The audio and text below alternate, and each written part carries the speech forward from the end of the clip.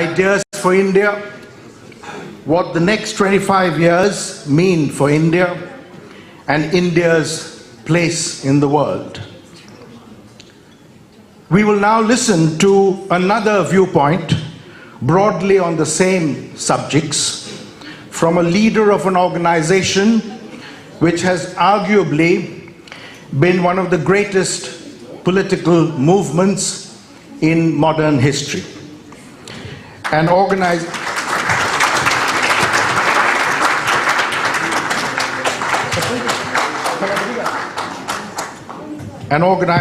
that has existed for 136 years, spearheaded an epic freedom struggle, laid the foundations of an emancipated India, introduced the most far-reaching economic reforms in post-independent India, and gave the country its highest ever GDP growth.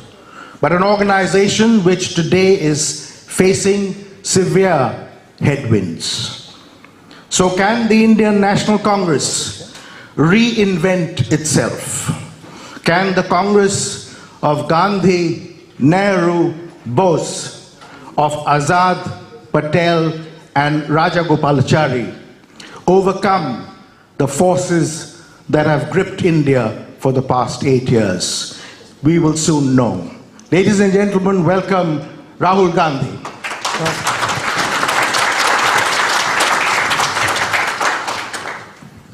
Rahul, I live in a country 5,000 miles away from home, and we get sketchy pictures of what's going on.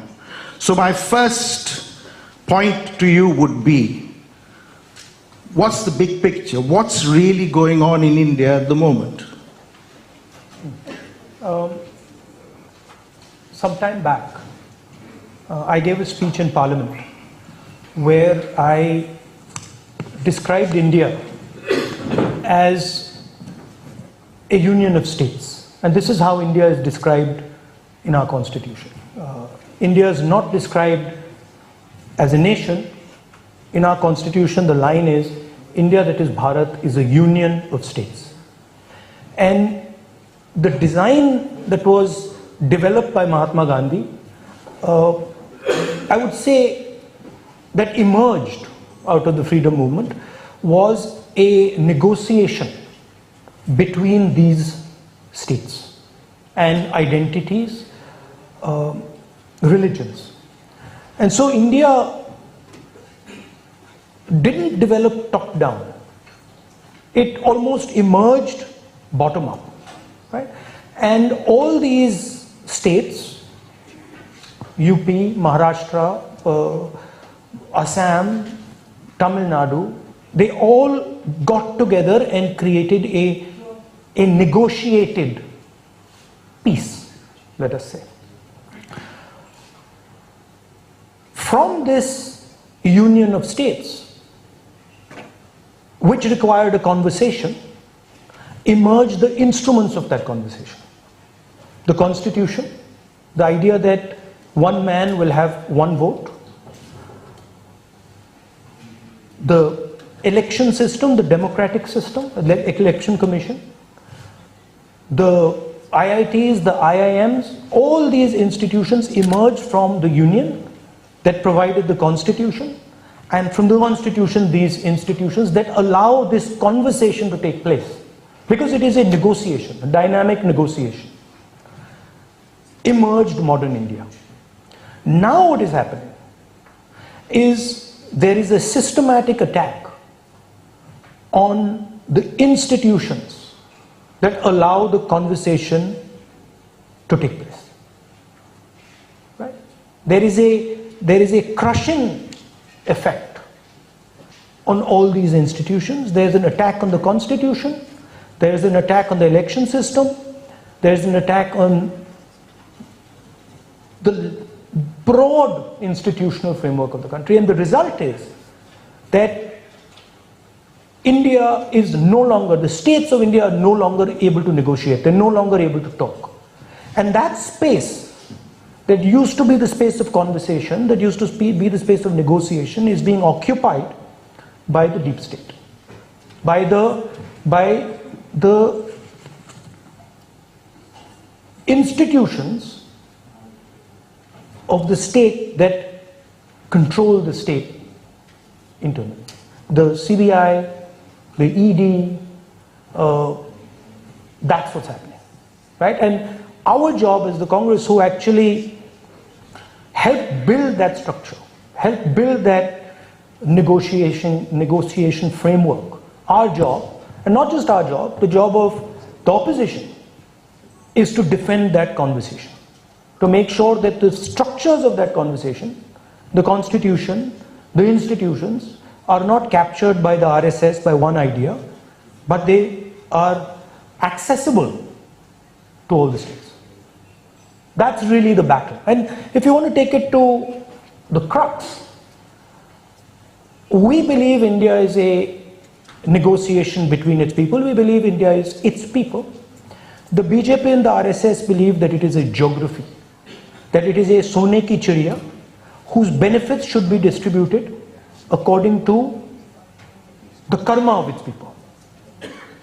We believe that the benefits of the negotiation should be distributed equally to everybody, regardless of what their karma is. If you're a Dalit, if you're an upper caste, if you're a Sikh, if you're a Hindu, if you're a Muslim, we believe that you should all have equal access. They believe that the access should not be equal.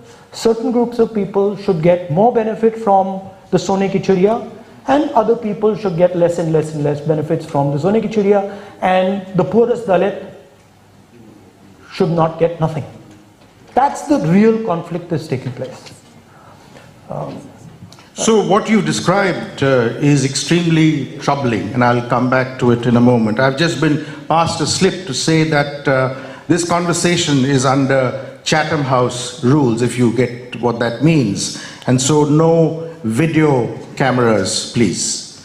That said, now how do you tackle what you describe as a very troubling situation? In other words, you've just had a major party conference, 3 days at Udaipur, when your party had an opportunity to thrash out matters. So which big ideas emerged from that, and how to combat what you described as a major hurdle? The first thing to understand, and you know, my friends from the opposition are here, the first thing to understand is we are not just fighting the BJP. This is no longer just a pure political fight. Anybody who thinks that this is a fight between one political organization and a set of other political organizations hasn't understood what's going on. We are now fighting the institutional structure of the Indian state, which has been captured by an organization, right? Which means the only way for us, we will get no respite from the institutional framework of our country.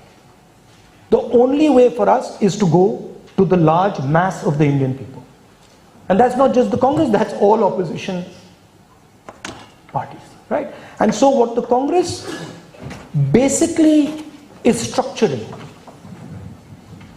as far as Udaipur is concerned, is that transition.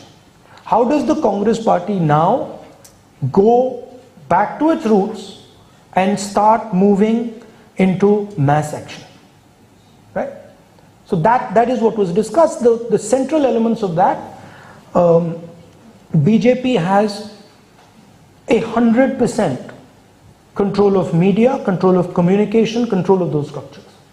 They have broad control of the institutional framework of the country.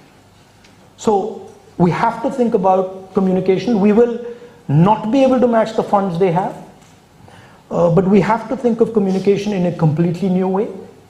We have to think of funding in a completely new way. And we have to think about an organizational system that is much closer to the large mass of people and we also have to think of large-scale mass movements on issues like unemployment, on issues like prices, on regional issues, and we have to coordinate with our friends in the opposition. So I don't view the Congress as the big daddy. It is a group effort with the opposition, but it is a fight to regain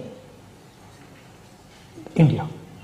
So you're talking about cementing collaboration with other parties in order to take the movement forward?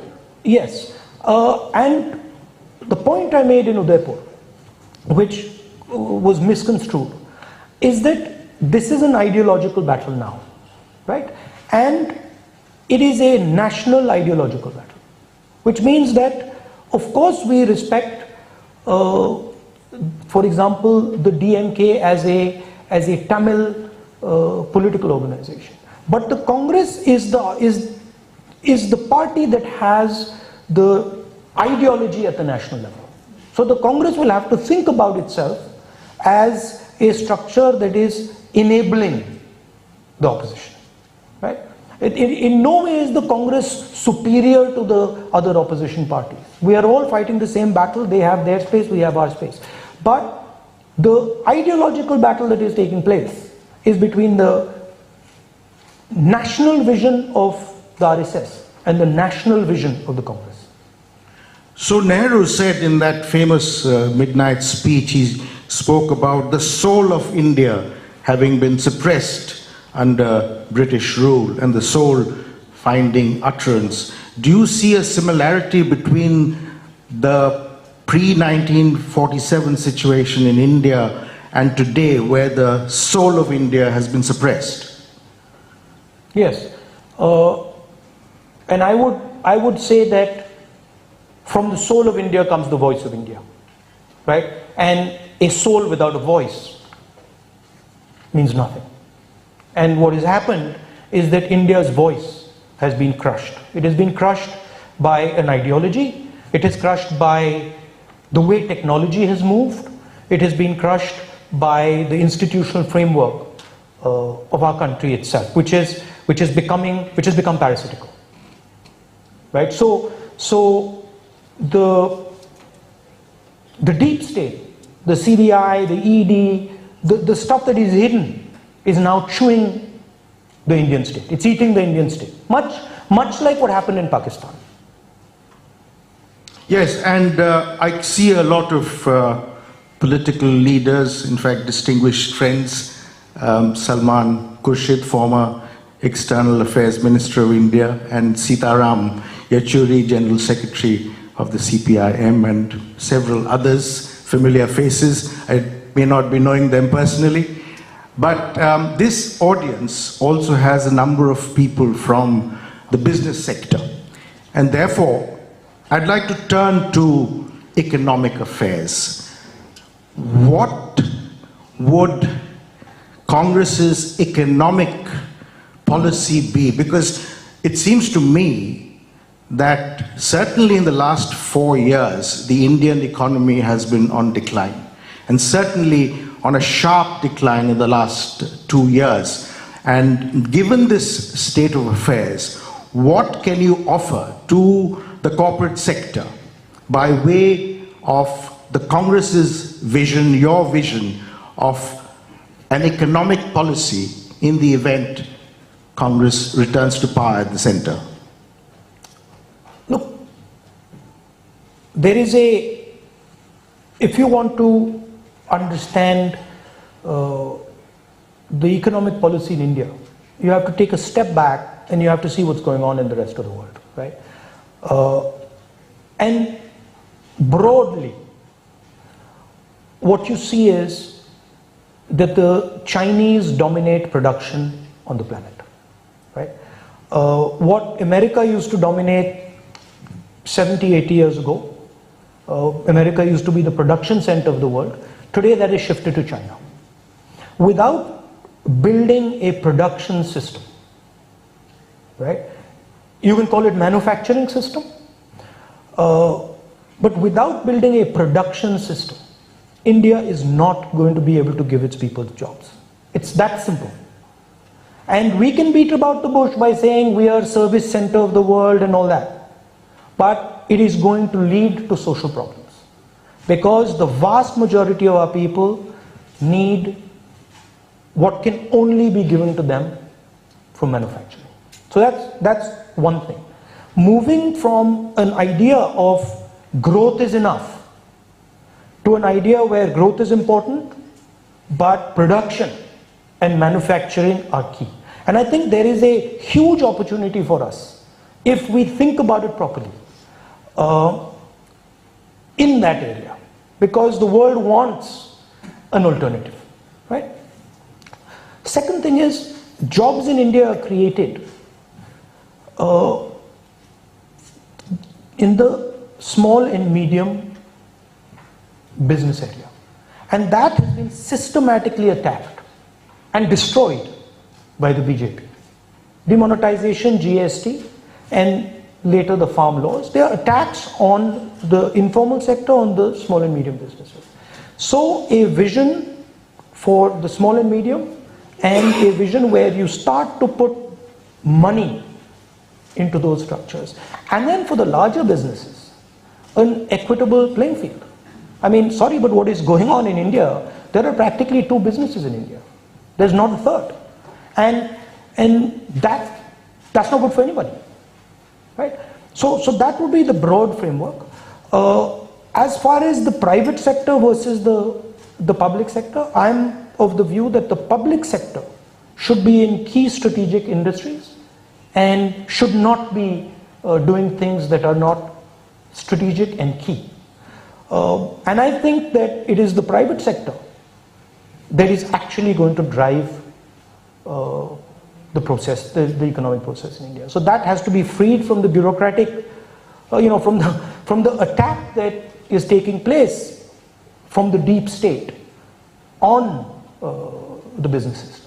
You can ask any businessman in India, he'll tell you the ED, the CBI, these structures, they're extorting. So stopping that, putting an end to it, and making it a fair and broad playing field. I don't think you will see a huge shift away from the basic ideas, foundational ideas of Mr. Manmohan Singh, right? I think we also have to galvanize India into saying, okay, we now need to become the second production center of the world. And enough is enough. Let us now get to work. I think if you think about manufacturing, and if you see what China has done in manufacturing, it is essentially they have taken their traditional networks and they have financed and supported them. And I think that's a huge opportunity for us. We have clusters across the country.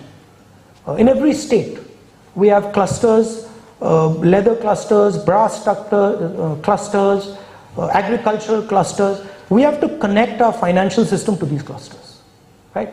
I mean, if you just look at Uttar Pradesh, pretty much every district has a product that is a world-beating product.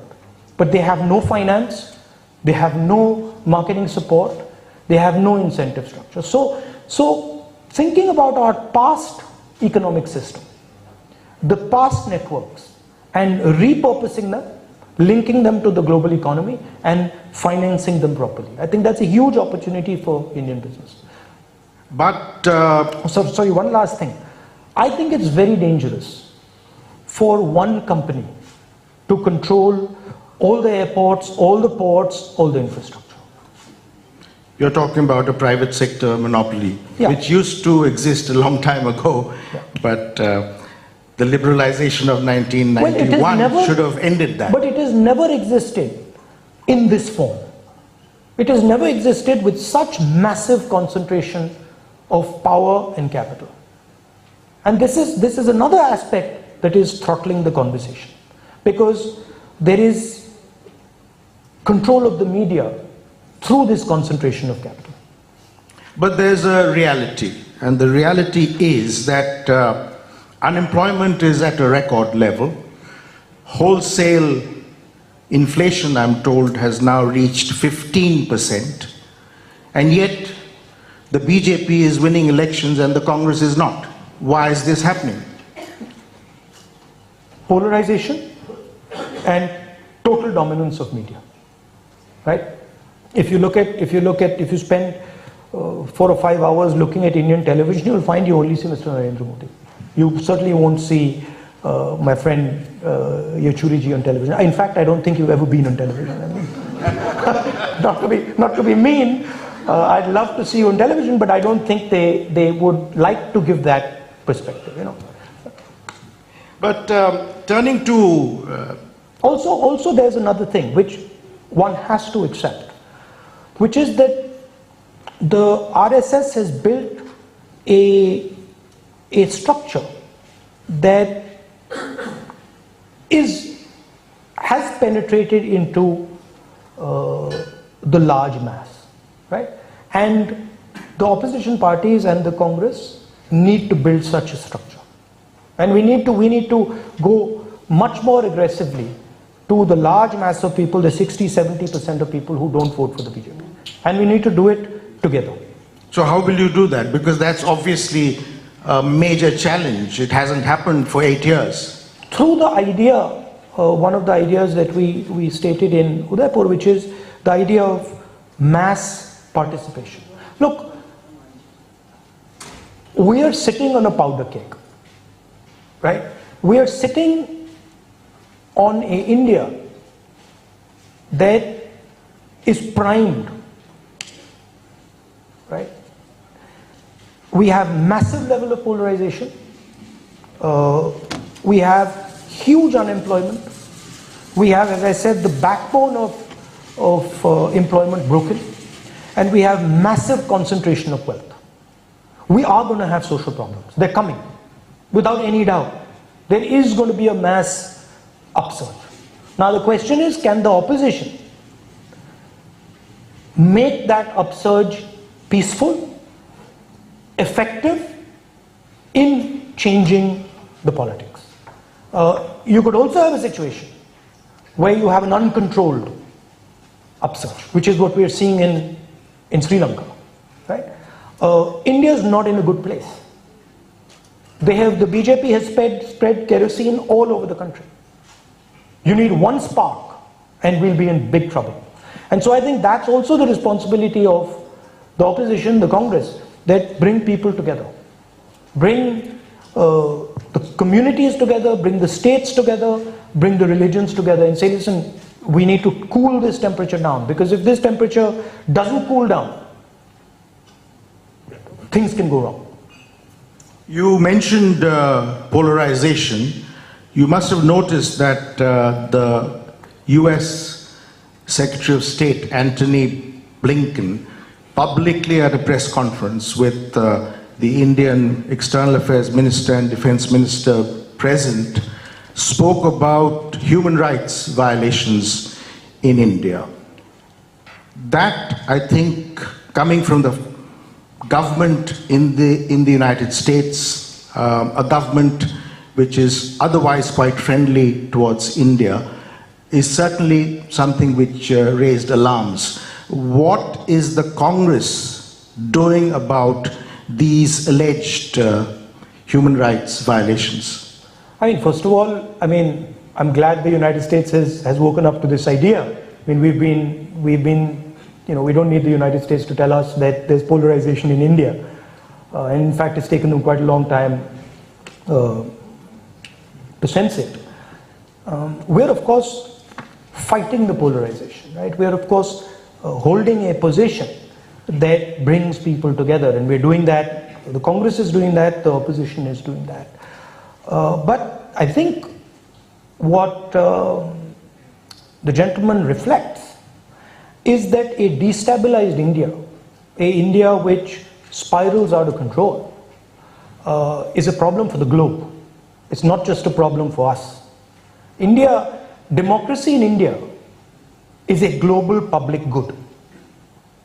It is a central anchor, right, for the planet, because we are the only people who have managed democracy at the scale that we have. Nobody else has been able to do it. We are 3 times the size of Europe, and we have managed it for the last, many decades. If that cracks, it is going to cause a problem for the planet. And that's what I think the United States is realizing. On the international scene, during the Cold War, it was the United States and the Soviet Union, 2 major powers. And then it became a unipolar world with the collapse of the Soviet Union. But now with the rise of China, we once again have 2 competing powers, with India in the middle. How do we manage these 2 relationships? Very carefully. Very, very carefully. And I don't say that lightly. There are 2 competing visions now. For the last 100 years, there was one broad vision on the planet, and that was a maritime vision, a sea-based vision. Right? Prior to that, there used to be a land-based vision. For the first time in the history of the planet, you are now going to get 2 visions. One is a Chinese terrestrial vision, and the other is a United States maritime vision. Right? Essentially, what the Belt and Road is an attempt to revive the Silk Road. It is an attempt to turn the planet into a terrestrial trading system. And the Chinese production system is financing that transition. And anybody who says that they are unlikely to succeed needs to look carefully at what they're doing. I'll give you a small sense. I think it was 2013 or 14. In that year, the Chinese put down more cement in 1 year than the Americans put down in a century. Please understand the scale of what is going on. Hi Tejashwi, how are you? Nice to see you. Please understand the scale of what is happening here. Right? It is at a huge scale. Now, there has to be a vision to counter this. And the disappointment that I have, I can see that the Chinese have a vision. The disappointment I have is that there is no counter vision. You mean in India? In America and in India. Look, what the Chinese are offering, right, is prosperity. The Chinese are going to these countries and saying, look, we're going to give you infrastructure, we're going to give you the technological backbone, and from that you're going to get prosperity, you'll get money in your pocket. Right? Of course they have a different motive behind it, and of course you can see what is going on in Sri Lanka, but the basic offer is huge amount of money, solid infrastructure, and the promise of prosperity. The West is not offering prosperity. The West is saying, stop China. Okay, I agree, stop China. But what's the alternative vision? How are you going to offer prosperity to the planet? Right? And that's how India has to think about it. It's not good enough for us to say, there is this vision and there's that vision. We got to say, okay, how do we bring prosperity to our people? That's the key, right? And today, there's no prosperity. We're going down. We're going down, diving down into the ground, right? So another way I like to say it is that from 1990 to around 2012, we had a successful vision for our country. It was working. And I remember once going to Prime Minister in 2012 and saying to Manmohan Singh ji, Manmohan Singh ji, what has happened? Because I could sense that something had gone, something was not working. And I remember him sitting on the chair there saying to me, Rahul, the levers that used to work are not working anymore. Something has happened The levers that were working 1 year ago, 2 years ago, they're just not working anymore. And we've entered some sort of a new space. Problem is, Narendra Modi ji attempted to stretch that vision of India economically. Right? Of course, he's got a different religious, different vision, a non-economic, different social vision, a different vision, but he tried to stretch that economic vision. It's a dead vision. It's not going to take us anywhere. Right? And the single biggest reason for that is that essentially the United States, right, had free reign in those years. So we were essentially partner of the superpower, and that gave us a tremendous tailwind. The United States today has a competitor. The United States today does not have an open field in front of it. Right? So that has completely changed. And we have to think about that change. So trying to force the same idea that we were running in 1990 or 2010 is not going to work. And that's where India is today. So the task for the opposition is really to give a new vision to the people of India. It's an economic vision. Of course, part of it is that conversation. If we don't start that conversation, no vision is possible. India is not going to accept a vision that is forced down their throat. I mean, I keep saying it.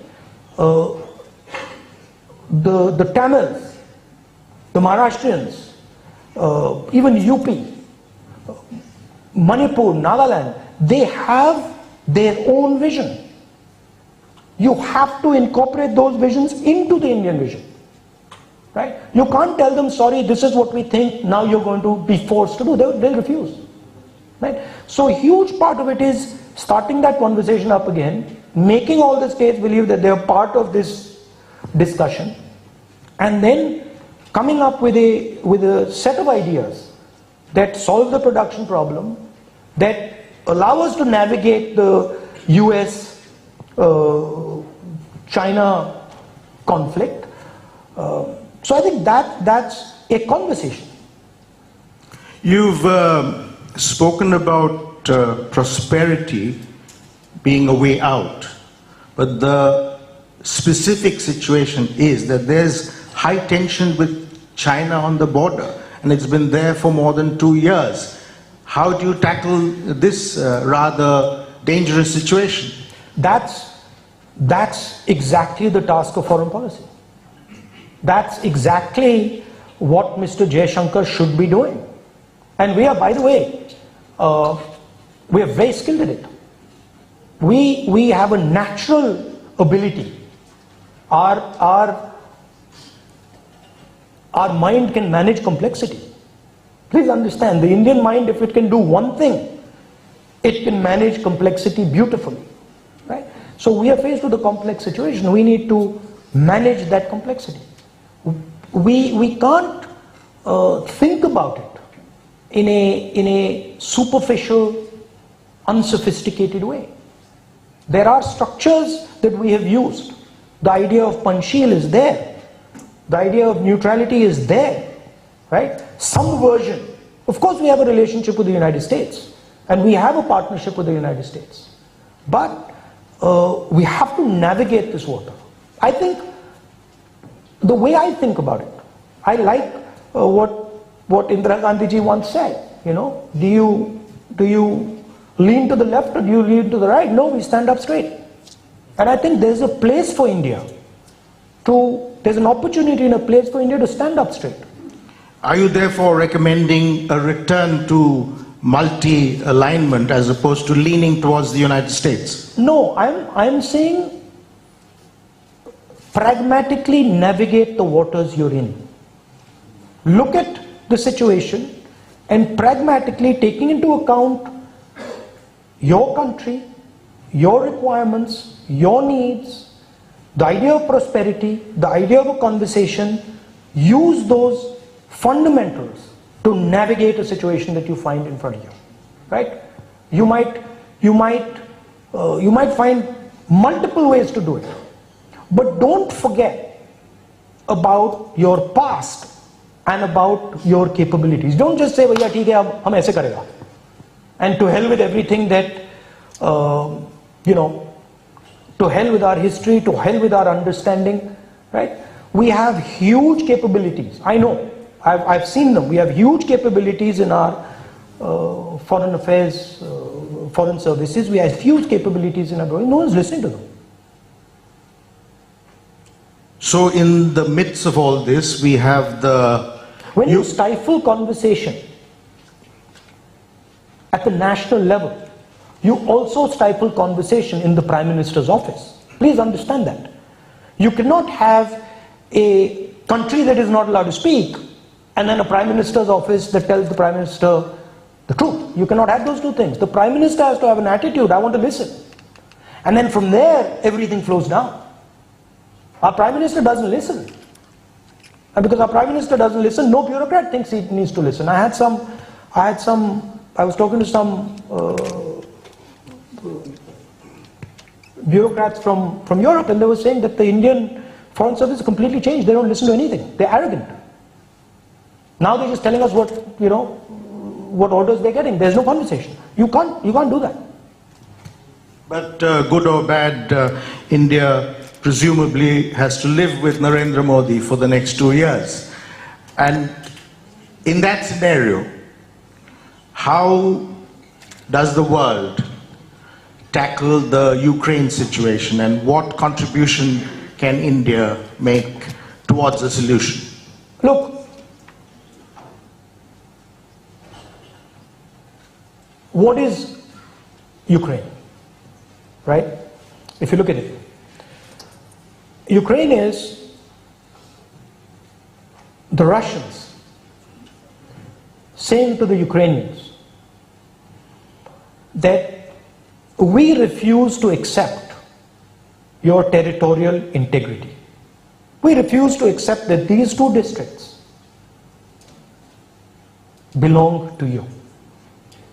And we are going to attack you in these two districts to make sure that you break an alliance with NATO.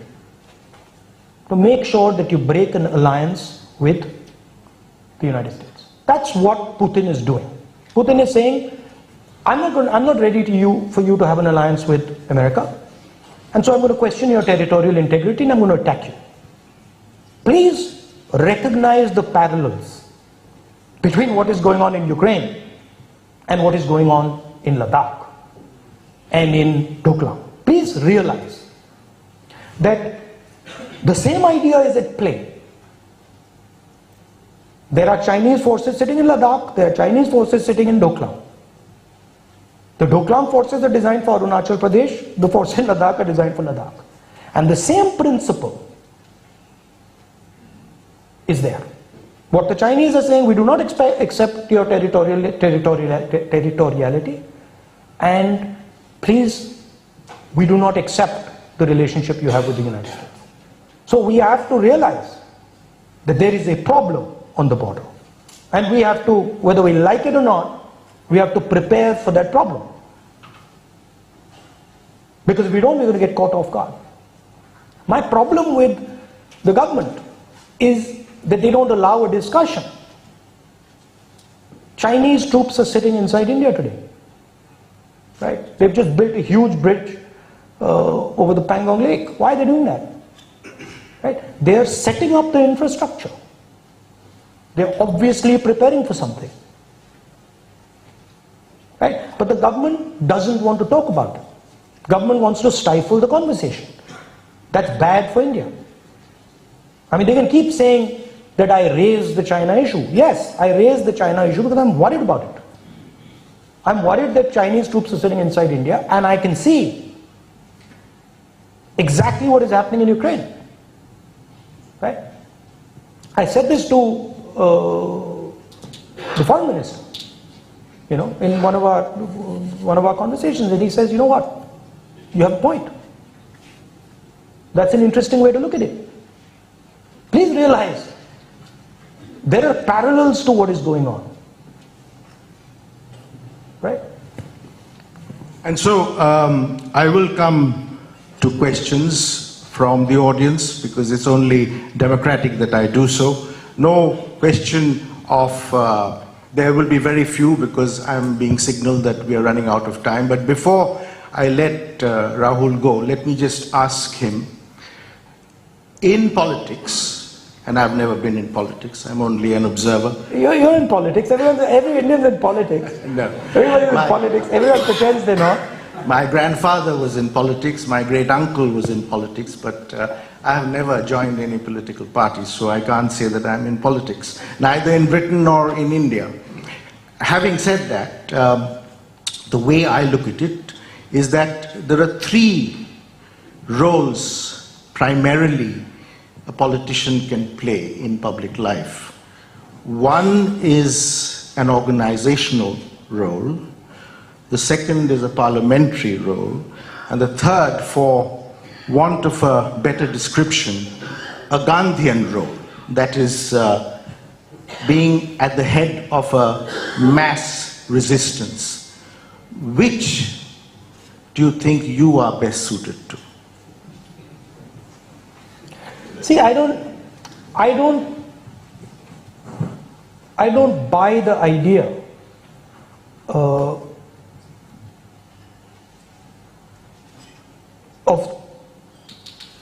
the politician, right? I think of it in terms of leadership and understanding, right? I think of it as there is a situation, first understand what is going on, and I hope you got the sense that I do think about these things from the last half an hour, 45 minutes. And then understand where and how you can help, right? There is a place for parliamentary speeches. There is a place for organization. There is a place for mass action. If I had said to you, you know what, let's do mass action in 2007, you'd say, you crazy, right? I would have thought to myself, if I had gone and said, we require mass action in 2002, you didn't. Because you had a government that was not attacking and destroying the institutional framework the way this one is. So roles change and you adapt, right? I see myself as somebody who defends that idea of India I described to you. When I see our country's voice being crushed, it upsets me, right? And I think about what I should do and what I can do to help, and I like my friends, here do. It's a challenging situation, but I think there's a huge opportunity inside this thing. I feel it, right? I feel that from the struggle that is coming, we will get a India that is actually much better than the one we have right now and the one we had even before. I think there's something beautiful that can come out of this. I'm not one of those people who says, now it's all over and stuff like that. I fundamentally believe in the spirit of our country. Thank you very much. And so a few quick questions. I'll come to this side. Yes, the gentleman here, please.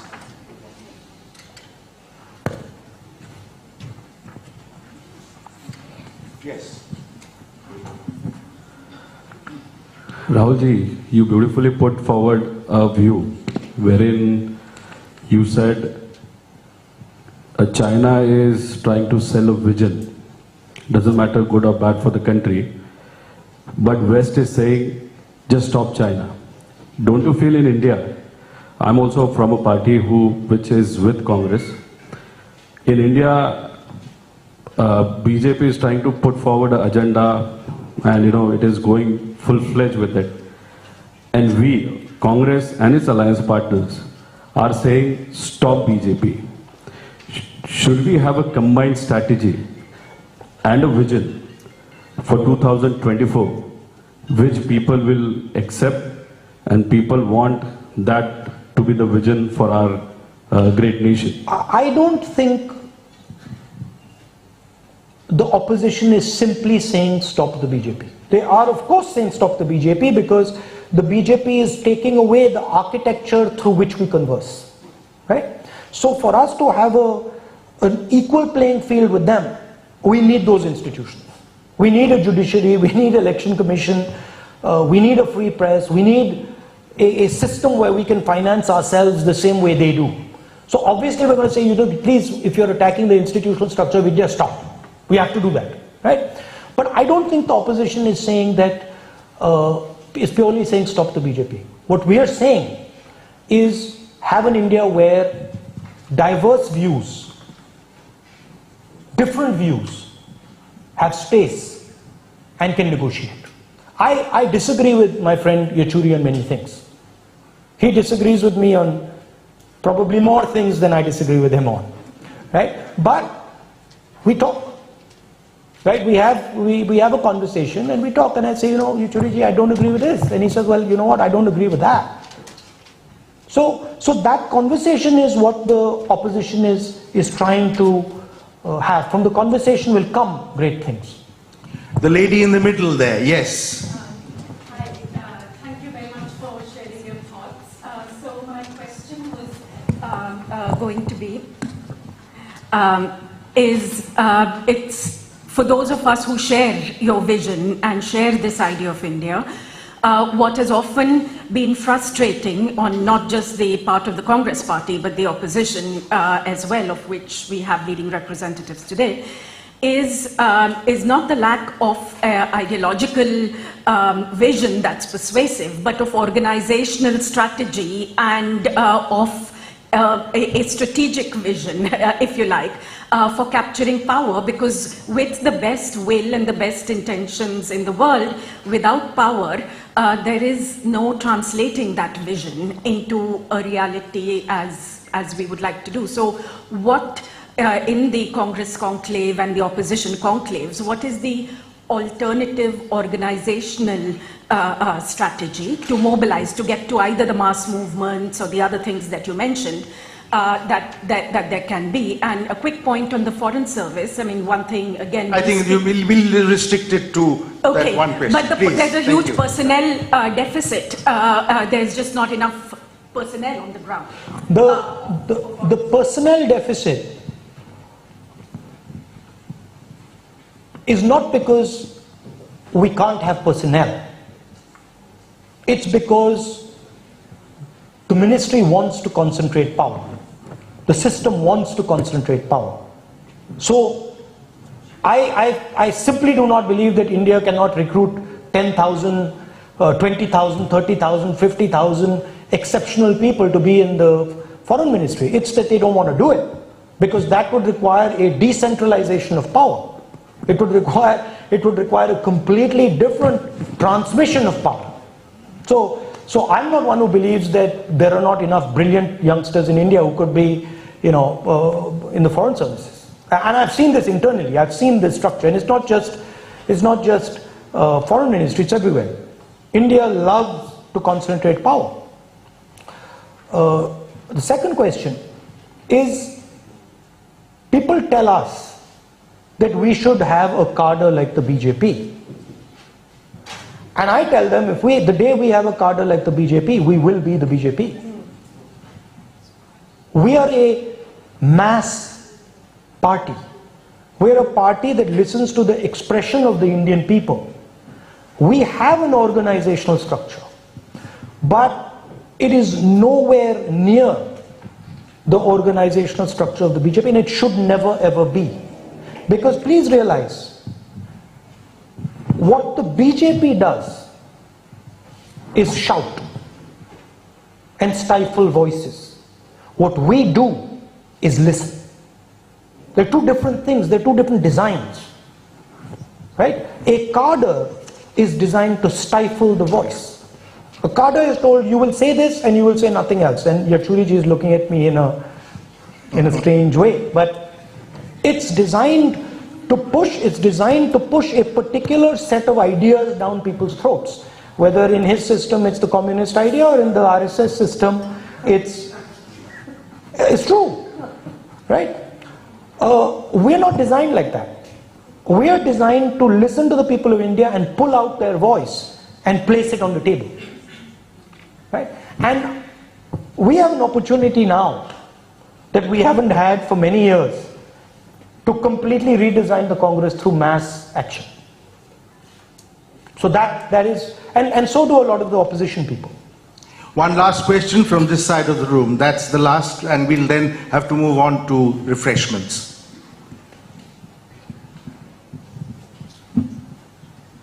Sir, I'll quote you from 2016. In one of your speeches in Nagpur, you were probably the first leader ever after Ambedkar to openly speak against Manusmriti.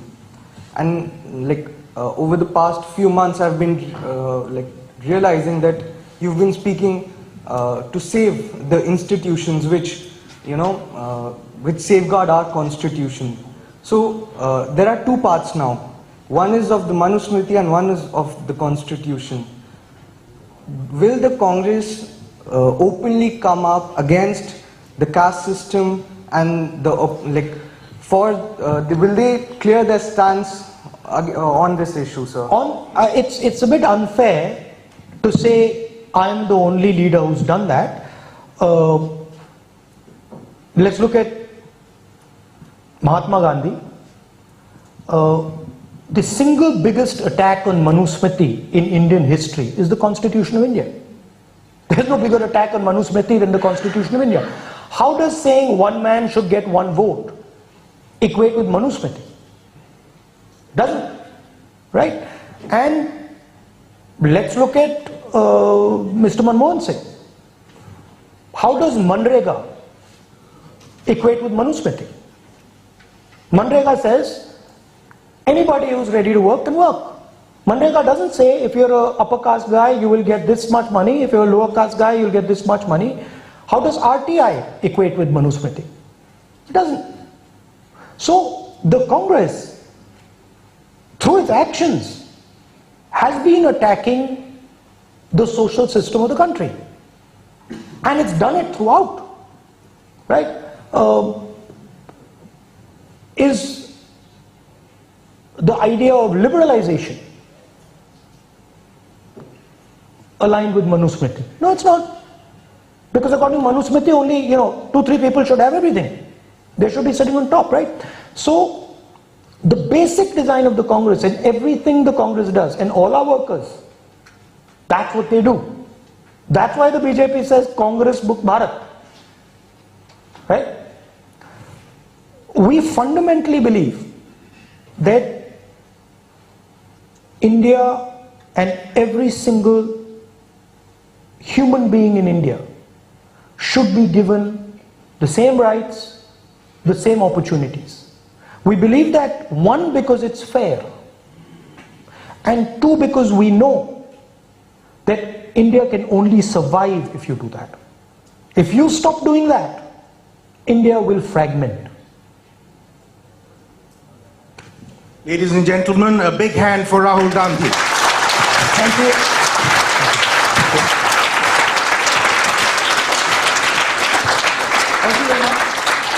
Thank you. I've been asked to make a request, which is to ask the following to please come on stage for a group photograph. Salman Khurshid, Sitaram.